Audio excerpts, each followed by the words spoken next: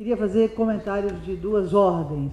Primeiro, um comentário geral sobre a questão do sistema penitenciário hoje, como é que a gente se insere nisso, quais me parecem que são os dilemas, para a gente pensar, assim, o que me vem quando a gente pensa em paradigma, e outros comentários bem breves sobre projetos de socialização, recuperação, acompanhamento do que se chama de egressos e tal.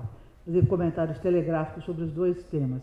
Primeiro, quer dizer, eu acho que a Marina falou maravilhosamente, a gente tem essa loucura no Brasil, né?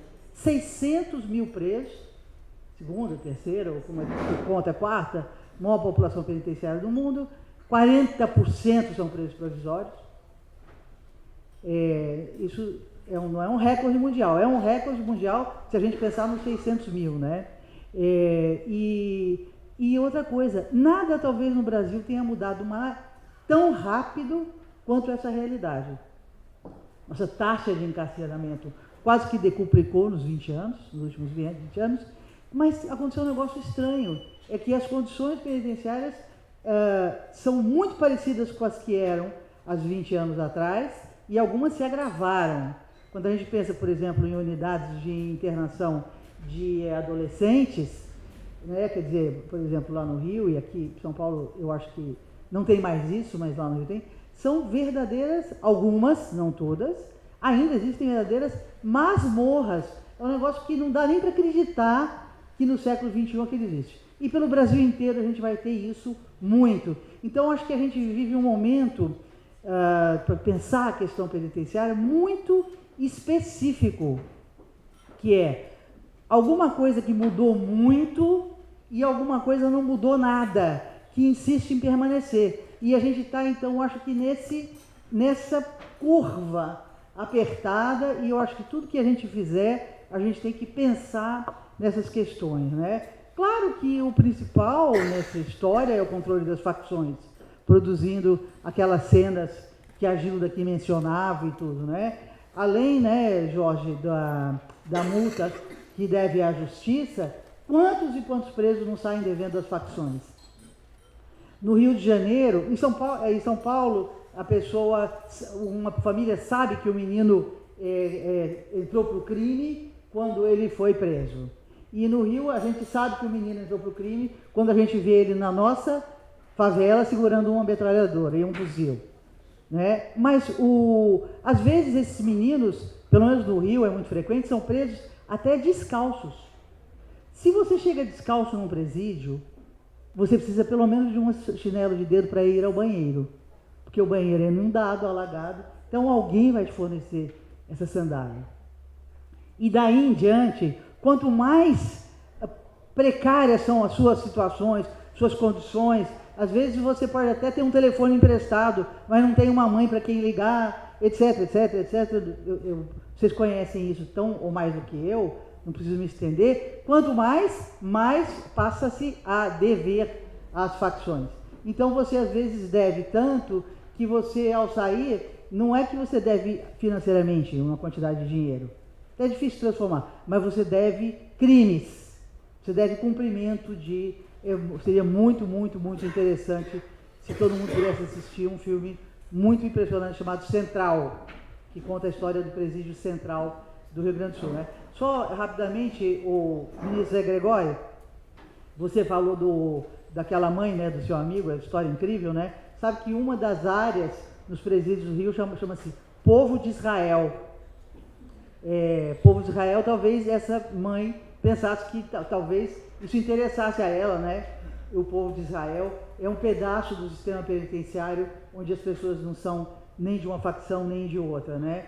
E assim, para encerrar esse pedacinho, eu acho que a gente vive também nessa encruzilhada um momento em que nunca o discurso dos direitos humanos esteve tão estigmatizado como defesa de bandidos e, ao mesmo tempo, os presos estejam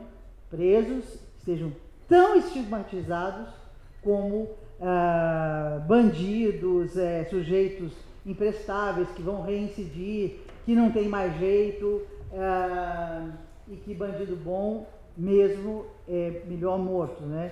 Então eu acho que nós pelo menos da nossa geração, temos que reconhecer que alguma coisa fizemos que acabou contribuindo, alguma coisa nós fizemos que acabou contribuindo para esse intervalo, essa fratura entre o que nós queremos e desejamos e achamos que a sociedade deveria querer e o que a sociedade, ou pelo menos uma parte dela, de fato quer. A gente acabou de concluir no SESEC uma pesquisa sobre olho por olho, né? Se bandido bom é bandido morto, e no Rio de Janeiro, quem concorda com essa frase, é até menos do que o Datafolha mostra para o Brasil. Mas 80%, mesmo só 49,5% só concordando, 51% não concordando, mas mais de quase 88%, quase 90% concordam que direitos humanos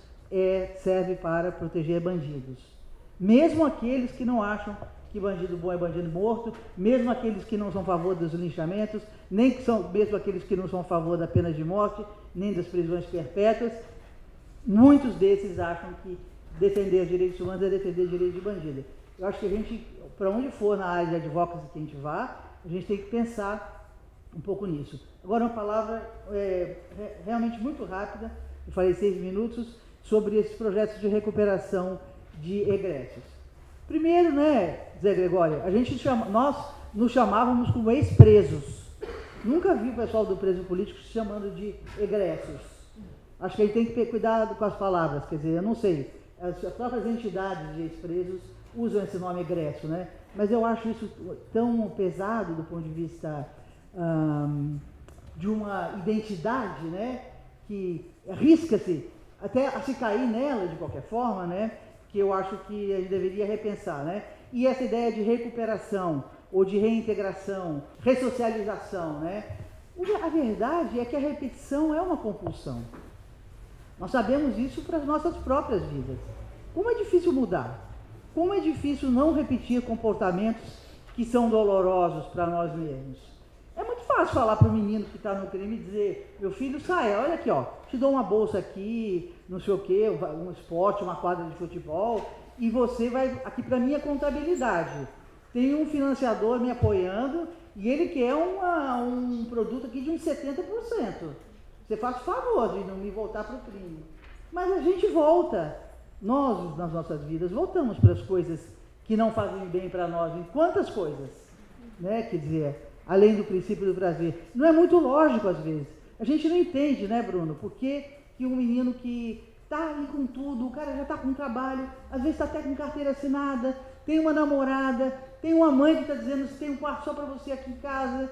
Assim, a gente não entende por que esse cara, num certo momento daquela trajetória, daquela biografia, volta a segurar no fuzil e passa mais uma semana ou duas na boca de fumo, e às vezes é nesse intervalo que ele mata e morre. E às vezes por sorte não. Às vezes ele volta também depois e tal. Então a gente acompanhou um projeto, olhando isso, e a gente desenhou fluxos coloridos. Então as cores, né, que as vidas das pessoas vão fazendo, entraram para o projeto, saindo do projeto, foram voltados para o crime. Não, aí foram, saíram do projeto, logo depois foram presos, depois voltaram para o crime, depois foram para o trabalho, depois foram mortos. Então, esses fluxos são impressionantes quando você pega a gente de escala, né? Então, eu acho que é preciso que a gente, que está nesse ambiente aqui, que está discutindo esse assunto, enfrente uma verdade, uma realidade, é que desengajamento de carreiras criminais é um processo complexo, envolve trajetórias e envolve principalmente um problema de sustentabilidade. Que bom que nós estamos hoje aqui com o executor de projetos que ao mesmo tempo é o financiador. Porque quantas vezes eu vejo organizações tendo que fazer umas matemáticas complicadíssimas para mostrar para o financiador que está valendo a pena investir naquele menino. Então você faz uma contagem e fala assim, nos primeiros 6 meses, meu sucesso foi quase que 80%. Mas vai acompanhar a vida desse menino depois de 1 ano, 2, né, Reginaldo? Depois de 4 anos, então, as zigue-zagues, idas e vindas. Então, eu acho que também é hora de a gente, aqui entre nós, falar não só dos nossos sucessos, mas das nossas dificuldades, das nossas perplexidades e dos nossos fracassos, né? Última frase, encerrando, acho que é tão difícil a gente procurar um lugar, uma identidade para esse cara que está nesse processo, nessa trajetória de desengajamento de carreiras criminais, né? Uma hora ele é o bandido, ele é o cara que não tem solução, ele é o estigmatizado e tal. Outra hora ele é o coitadinho, ele é o vitimizado, né? As ONGs, muitos grupos que trabalham com esses grupos também têm esse outro lado, né? E eu acho que, eu acredito num fórum como esse, como uma possibilidade de a gente construir novos paradigmas sobre os nossos próprios projetos, novos paradigmas sobre nós mesmos, novos paradigmas sobre as nossas próprias ações também, além da necessidade de mudar paradigmas desse Brasil tão complicado. Obrigado.